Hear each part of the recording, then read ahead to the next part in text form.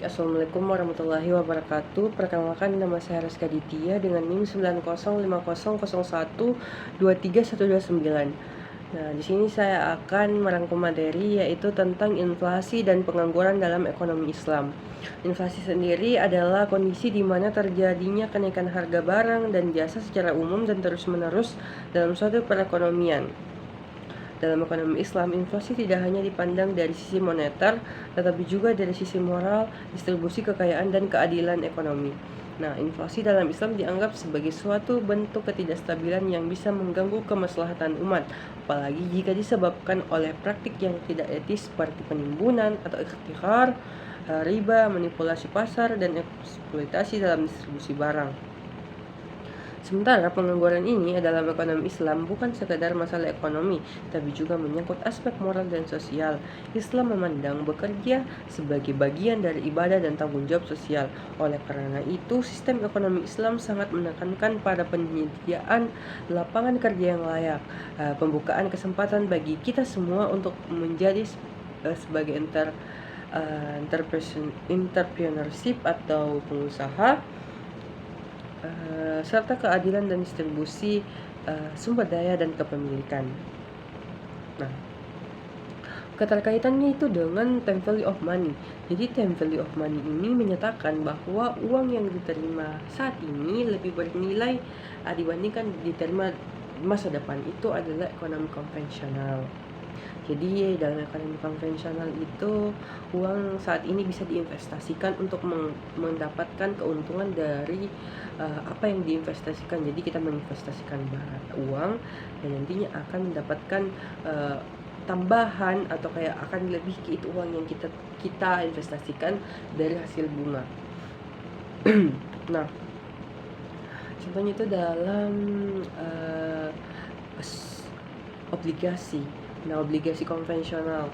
Jadi obligasi ini bisa kita benarkan di dalam pernyataan ekonomi konvensional karena sini menyatakan bahwasanya pada saat kita menginvestasikan dan akan menghasilkan sebuah keuntungan. Jadi obligasi itu adalah surat utang perusahaan. Jadi surat utang perusahaan ini sama dengan obligasi.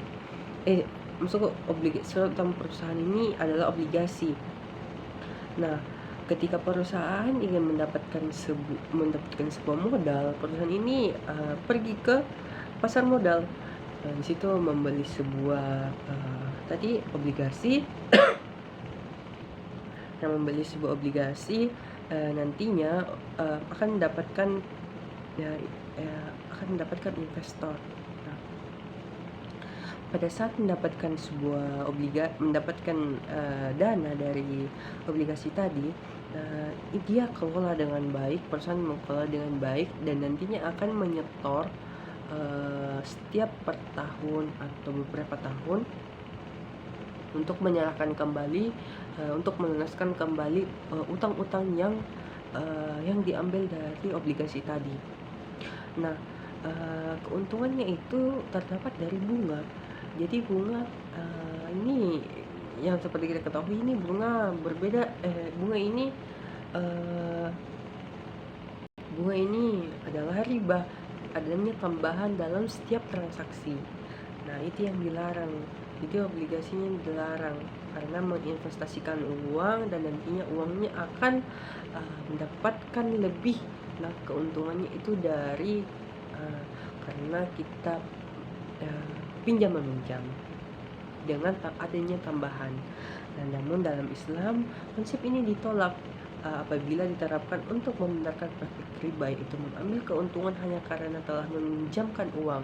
Nah, Islam memang mengakui bahwa waktu nilai mata uang dalam aktivitas usaha dan produksi, tetapi nilai hanya sah jika diikuti oleh aktivitas real yang produktif. Nah, contohnya, dalam Islam itu ada yang namanya sukuk. Jadi sukuk ini adalah sama tadi sukuk. Jadi sukuk ini hampir sama dengan obligasi, tetapi sukuk ini lebih meminjamkan modal dan nanti modal ini akan diputar dan akan menghasilkan sebuah output. Nah, output ini jadi itu sama halnya dengan kita berakad, ada akad musyarakah dan lain-lain. Musyarakah, mudharabah. Nah, di situ akan diputar dan mendapatkan sebuah hasil. Dan juga tadi adanya aktivitas real di sektor real. Selanjutnya adalah economic value of time adalah memperkuat pentingnya waktu manusia sebagai aset yang harus dimanfaatkan. Jadi sangat berkaitan yang namanya pengangguran, karena waktu produktif manusia itu sedang terbuang sia-sia dan tidak bertentangan, dan ini bertentangan dengan prinsip Islam yang memerintahkan manusia untuk aktif, berkarya, dan memakmurkan bumi. Sedangkan dalam inflasi, economic value of time menjadi pengingat bahwa waktu yang tidak digunakan secara efisien, baik dalam produksi, distribusi, maupun pengelolaan uang, akan menyebabkan ketidakseimbangan nilai dan harga pasar. Demikian, wassalamualaikum warahmatullahi wabarakatuh.